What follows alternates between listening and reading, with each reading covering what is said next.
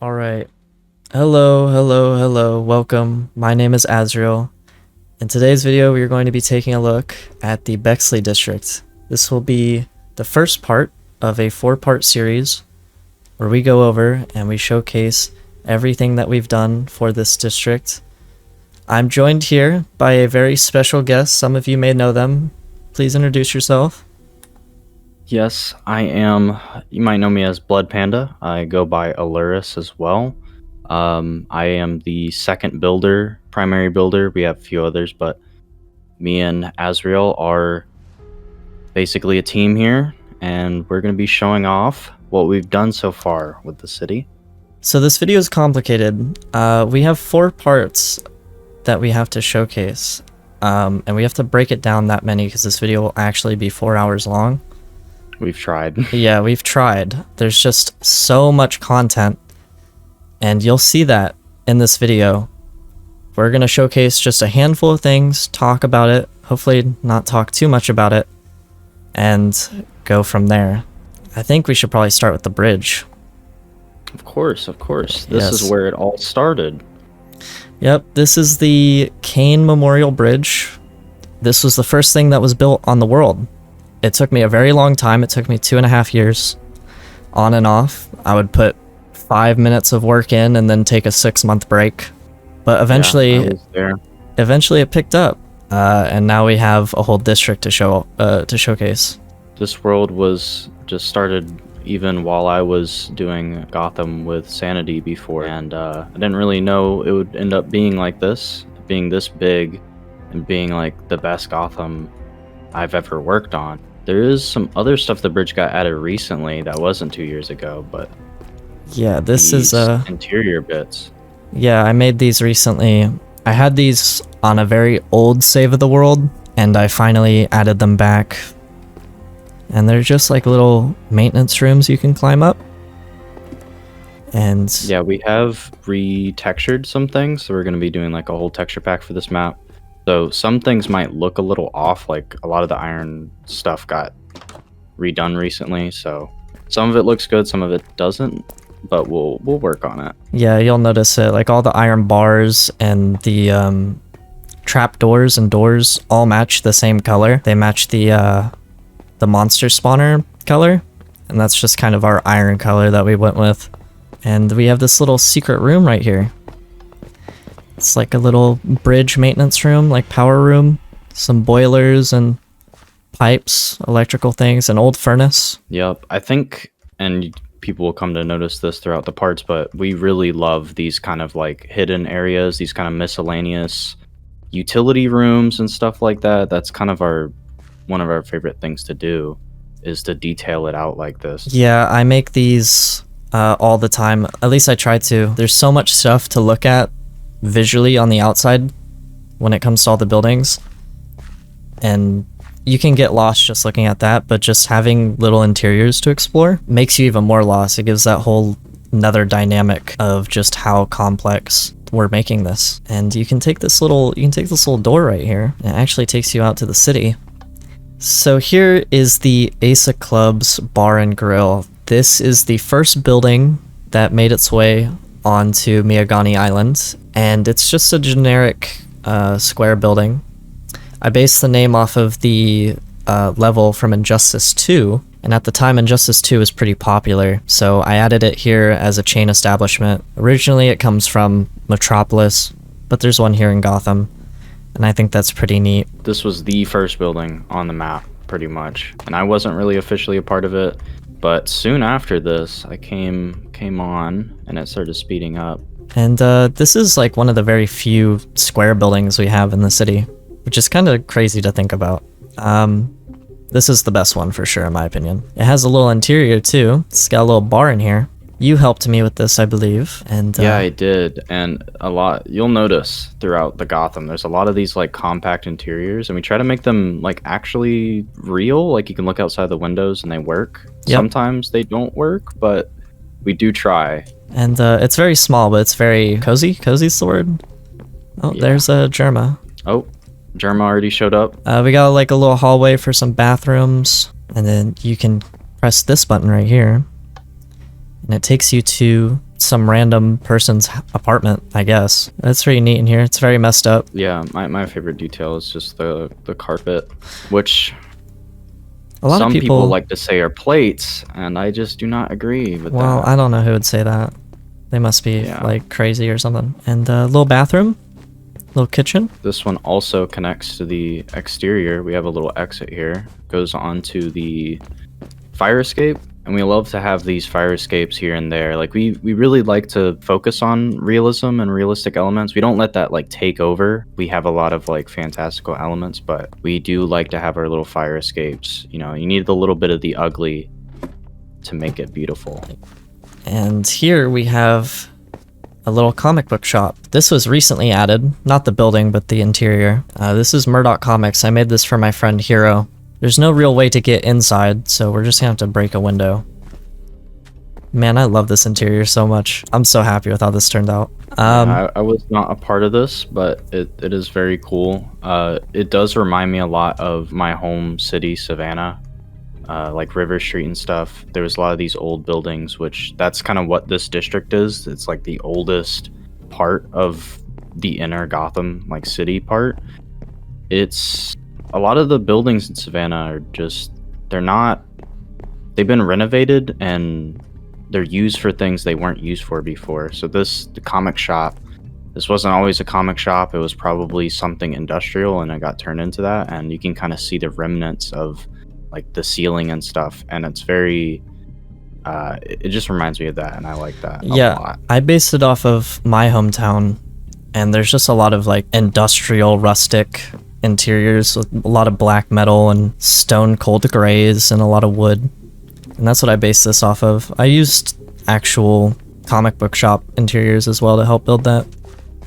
So here is probably the sickest alleyway known to man. Eilers helped me with this a bit, because I remember way back when I was making this, I was struggling where I wanted this alleyway to go. And it turned out great. This whole alleyway, this whole vibe that it gives off is so sinister, but yet weirdly cozy. The main point of it is like it's all enclosed. This was like, this first block when it was completed, it took forever, but it really showed like this world is special. This block took like 9 months to complete. It was ridiculous. Yeah. And my contribution was the lamp shop. Yeah, the untouched lamps. So sometimes we like to get a little goofy. This godforsaken store. I wanted like a lamp shop that had just every lamp you could think of. Kind of a miscellaneous place. Only the locals know about this hidden gem. Tried to make as many plants. Got like the tentacle plant here. Yeah, we got the squid plant. It's one of my paintings up there as well. Oh yeah, let's may or may not remain in the pack, but we'll see. Get a better look at that. Yeah. Yeah, so this is just a little small interior. Just something. It's a little Easter egg. So we just left the alleyway, and we've just made it to the Bexley Continental intersection. It's not its official name, but Bexley Square, I guess you could call it. Yeah, it's a better name. This is like the hub of the world. So this is Polly's Diner. I made this with XxDuckletxX. We wanted a diner here. At least I did. It's very 50s, a lot of whites, a lot of reds, a lot of cyans. And it's a different take on Polly's, but I'm really happy with it. I didn't want to do the Arkham Knight one, because the Arkham Knight one sucks. It's also diagonal, which is a theme throughout the city. We're just somehow able to do all these diagonal buildings. Yeah, because we're cool. Bathroom as well. Sorry, there's a fucking gorilla in the booth, and yeah, I walked over here and I was like, I'm just gonna move on.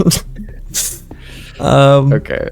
So here we have the second block of buildings. I made this after the first one. The first block took like 9 months. This one took a week. I pumped this thing out, and this was right around the time you joined the project, like fully. Yeah, I didn't have much of a hand in this block. Yeah, you got this out quickly. I was kind of surprised. I just came on one day and the whole thing was there, which is kind of, that doesn't really happen anymore. But yeah, this is kind of around the time when I joined the project, realized this was something special. I actually did contribute a little bit. I added this little butcher shop in here as a little Easter egg. There's this little interior that you can't really access, but you can see.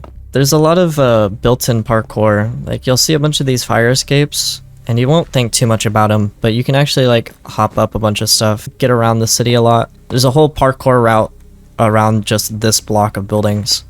You can take this little alleyway back here, and it leads to this little shot. And I made a post on Twitter and Reddit showcasing this shot, and it blew up. It got like 20,000 views. Yeah, and actually this intersection, not even intersection, but I mean, it used to be. This was an accident, not like we didn't really plan for this. There used to be a road going through here, but we realized we needed this on-ramp, like we were just missing it. And we just kind of needed to put it here, but it actually worked out. It's the only L-curve road that I can think of in the city. I made this was oh man, it was a nightmare. I'm not gonna go too deep into it, but let's just say me and BludPanda had like an existential crisis trying to figure out just this whole area of the city. Like we modeled everything else after this, so there was a whole issue with the monorail that we'll probably go into in the second part. Here we have another little interior. This is the pool hall, or the billiards hall. Apparently it was recently broken into. What did I just destroy? You broke the door. You broke that little. I see. The little stair. I'm so sorry. I misclicked. Recently, it suffered a break-in, and for some, do you see that? The sign is like, the letters are hanging off. Oh yeah, it's coming off a little bit. That's awesome. Weird. All right, let's get in here. The door is just broken into, because we're not bothered to make a teleport interior. We have this little like what would you call this, like a study, a restroom, lounge. You want to explain these little paintings here? Like in the lamp shop, I have a few of my own paintings that I've did in like high school that might stay in the map. I'm probably gonna redo the pixel art because these are just shrunken down, but yeah, a few of these paintings are my stuff. A few of them are memes. Some of them are other people's art. I forgot the name of this artist, but this is one of their paintings. This one is by Hugh Ferris, who's a huge inspiration in architectural spaces, makes these futuristic, neo-gothic futurescapes that don't make any sense. You can come up these stairs, and you got a little living room right here. It's just a nice little chill spot. Got a little phone, some curtains, another fireplace. This place has 2 fireplaces, 2 rooms adjacent to one another. And this is where the pool club is. As you can see, we have this super high-res pool table. Yeah, this is kind of a work in progress. It is cool to just have here. I see a lot of places like this in where I live. Like, there's just a lot of basements, and they get turned into, like, man caves. This was kind of the vision for that, was turning it into a man cave. As you can clearly see, there's Juggernog here from yeah, Call of Duty. This is giving me flashbacks. I think we should leave. It's time to go to Gotham Town. Time to go to Gotham Town. So here is the intersection that leads to Gotham Town, another neighborhood in Gotham, in this district, that is like the really old buildings of the city, like first of the first, yeah, like these colonization buildings. Like the first buildings, and a lot of them are factories or like shipping or fishing, stuff like that. This building was like one of the first buildings I was heavily involved in, and it was very crazy. But yeah, as you can see, it's very complex. The color palette had to change a lot. Yeah, it's mixed of like Art Deco and Gothic. We have a good friend of ours in this building. Yeah, so unfortunately, not every villain can really make it in this city. Killer Moth unfortunately kind of has to live here. It sucks because this being a glass factory, there's just constant air exhaust coming through here with like micro glass. Yep. So he's constantly being destroyed by that. So hopefully he gets actual good housing here soon. There's a lot of like little interiors that you can explore. I can't touch every single one. A lot of these places are just fully explorable. Over there will be Park Row, but I won't show any of that because it's not ready. And you can kind of see like the buildings are getting a lot older, a lot more decrepit. It's very like old fisherman village vibes over here. Like, what would you call this? I don't know, storage? Warehouse? Just store like old fisherman stuff. You can take this really messed up path. Yeah, it takes you over here.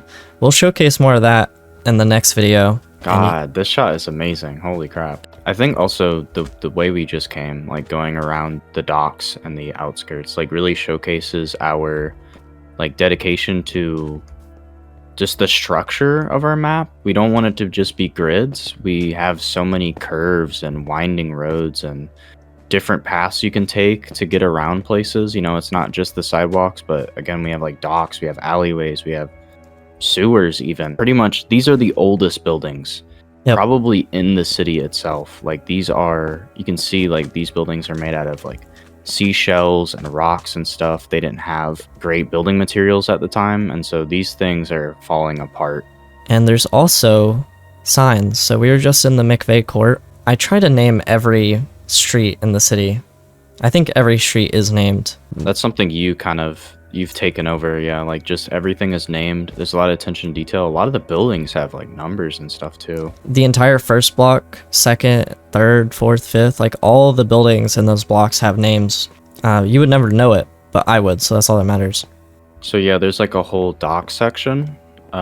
This is kind of, I don't really know if these are still used, but this is like for fishing and stuff. They have these, what would you call these, buoys, or it's like the really big floating things. Yeah, I'm not sure what they call buoys them. Is probably the right word.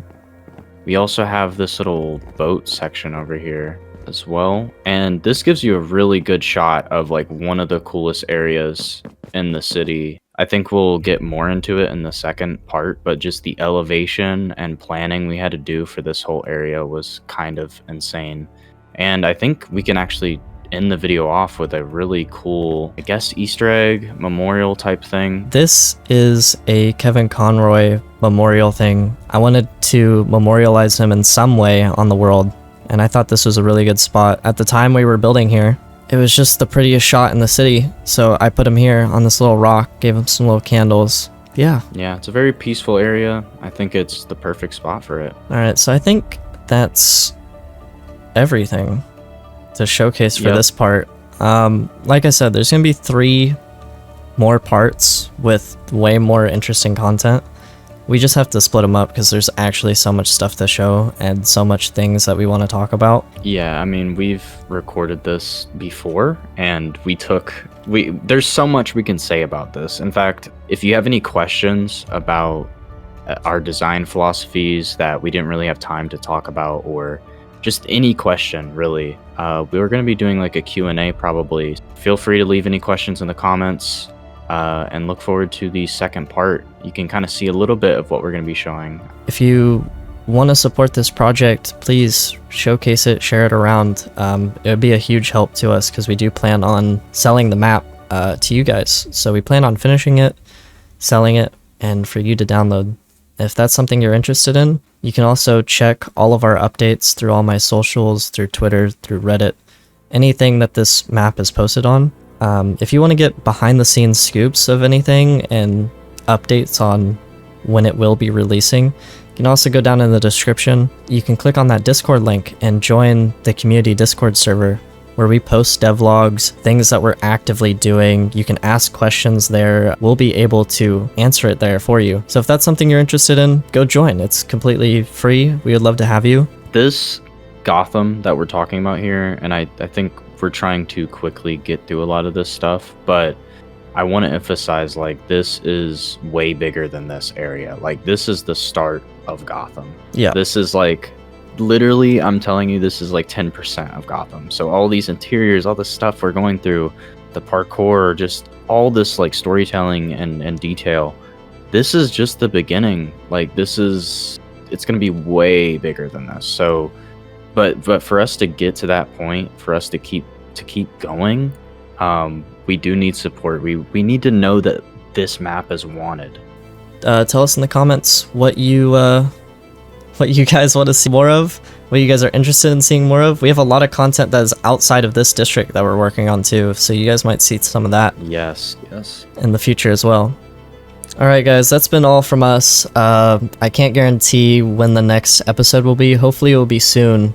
And support BludPanda. All her links will be in the description. There might be some Gotham content on her channel as well that you can tune in for. And yeah, I'll see you guys on the next one. Bye.